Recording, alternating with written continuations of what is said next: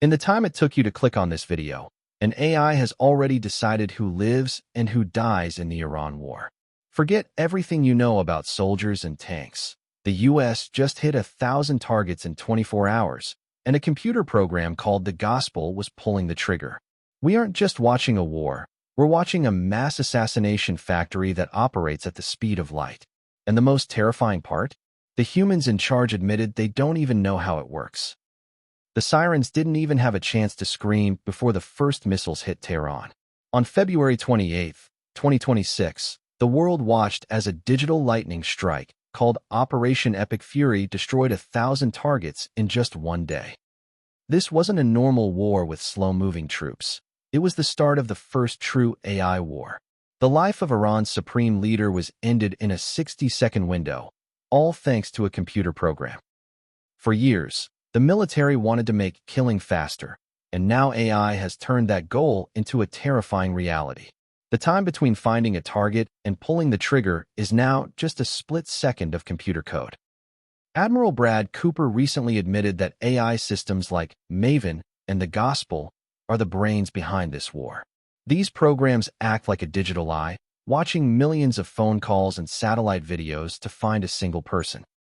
But behind the fancy tech talk is a mass assassination factory that runs on cold math.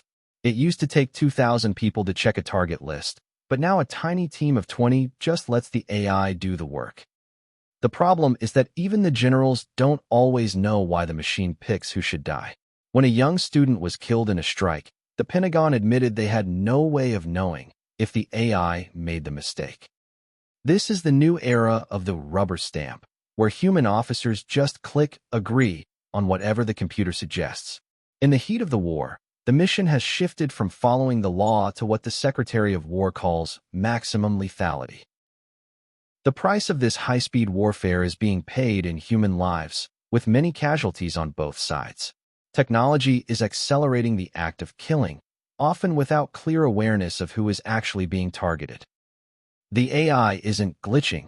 It's actually programmed to think it's okay to kill 100 civilians to get one enemy. Even some AI creators are scared and tried to stop the government from using their code for autonomous killing. When one tech company refused to help, the government blacklisted them and found another company to take their place. Now, the same kind of software people use to write essays is being used to plan the destruction of entire cities. The most frightening part isn't just who the AI kills today, but what it might do tomorrow. In university tests, AI models consistently chose to use nuclear weapons because they saw it as a win rather than a disaster. A small hack or a bit of fake data from an enemy could be enough to trick the system into starting World War III. We are racing toward a future where we have given up our hearts to a computer calculation. In this new age of high-speed war, the biggest victim isn't a country, it's our own humanity. We've given a machine the power of a god, but we haven't given it a conscience. If an AI makes a mistake that starts a nuclear war, who do we actually hold accountable? Is it the general who clicked confirm, or the coder who wrote the script? I want to know what you think. Is this maximum lethality or just high-tech murder? Drop a comment below, and if you want to stay ahead of the tech that's changing our world, hit that subscribe button. We're just getting started. Don't forget to like, share, and subscribe to stay informed.